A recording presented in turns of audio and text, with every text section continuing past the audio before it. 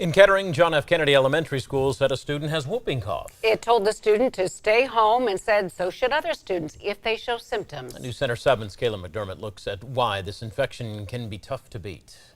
There has been a vaccine for whooping cough since 1914, but people today still catch the infection like one student did here, and it can easily spread to other students. Students were in school on Wednesday after finding out one of their classmates has tested positive for whooping cough.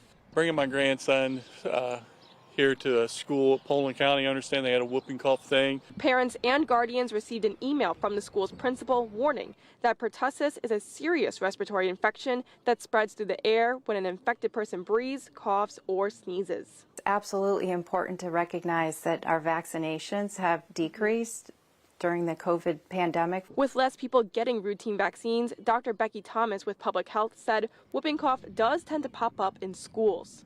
That's a common place to have an infection like that because there's so many kids gathered together. The symptoms start off mild, but can gradually become worse. It's where it becomes harder and harder to catch a breath, and so you get that sort of whooping sound as you try and breathe and catch a breath, and that can even lead to vomiting and dehydration. The infection can lead to death for babies and young children. Little babies who are less than 12 months old, pregnant women, and again, people who have conditions that make their immune system weak. From when the first symptoms pop up to kicking the infection, the CDC says it could take weeks. It can be pretty long-term illness. Grandfather Steve Schubert thinks people should be vaccinated against whooping cough to prevent cases in the first place. I trust science. I take antibiotics when I get sick.